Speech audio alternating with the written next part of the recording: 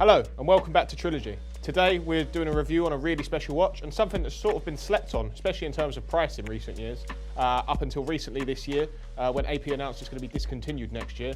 That watch is of course the stunning 15202 ST, the still 39mm jumbo ultra thin.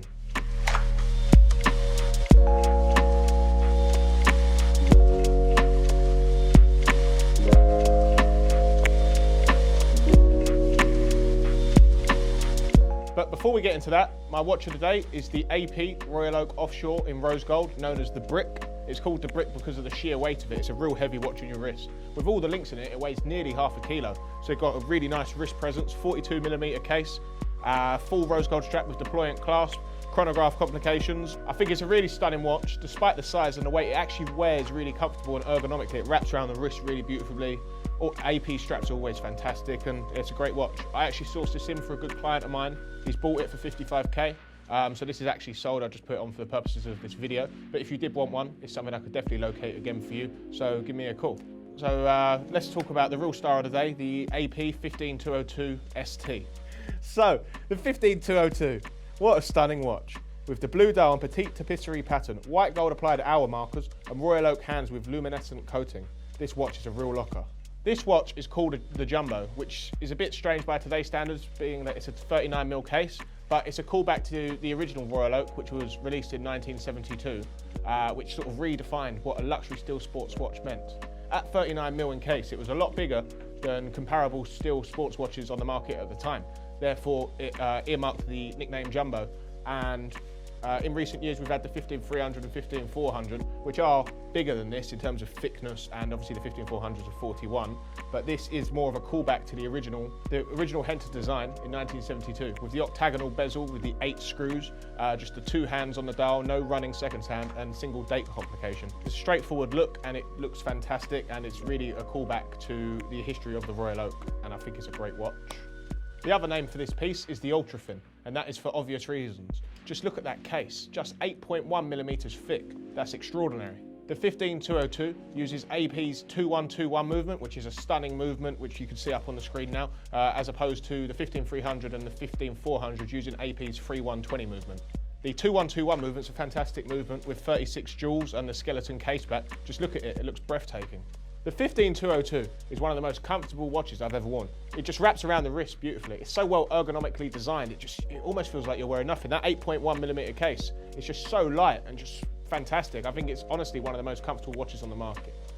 I think in terms of comparison, where this sort of sits in the market, I think the best comparison with it would be the other king of the luxury steel sports watch, which is the Patek 5711. I think these two are the most comparable, and the price is now starting to reflect how good of a watch it is in comparison to the 5711 at the top of the game. The 15202 and the 5711 are both great for a number of reasons, and both have a lot going for them. So watch my video on the 5711 that I did recently before it was discontinued. Click the pop-out banner up on the right now. Both are very thin, super comfortable, with great movements and tons of history. But if I had to pick between the two, I would personally go for the Ultra Thin. Something about the AP just really does it for me. I love the bracelet on the Royal Oak, the way it sort of shines and glimmers when you wear it and the light catches it. It's just fantastic. I think it's the best bracelet on the market in my opinion. So let's talk a bit about prices. This watch retails from the AP boutique at £22,600, but it's, as we all know, going to be impossible to get. I think in terms of trying to get a watch from AP, this, along with the skeleton in stainless steel especially, would be the hardest two to come by. You'd have to have massives of purchase history, and it's nigh on impossible really to get one at retail. Last year, these watches were trading on the grey market where we operate at about the 40k figure, which is sort of undervalued if you compare it to where the 5711 was at the time, which was the 50 to 55 to 60 in that region across the last year. But recently, they've seen a real bull run in pricing, a massive surge, a massive jump really, I would say. This is due to the news that in January, AP themselves confirmed that this would be the final year of production of the 15202. Next year it will be replaced with something else. I can't wait to see what that is, but it would be a shame to see this beauty go. That is why this piece has jumped up over 50% in the last 3 to 4 months.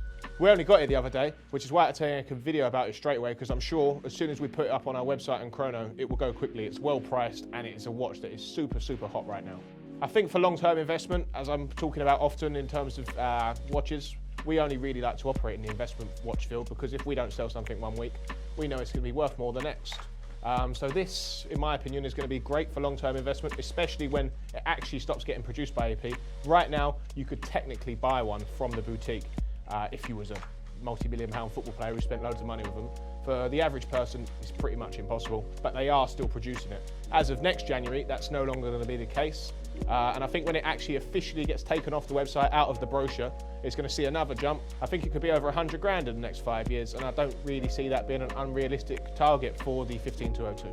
So let me know what you think about the 15202 in the comments below. Which one would you have, this or the 5711 blue? You guys know what I would choose. I'd be interested to know what you think. So thanks for watching our latest video.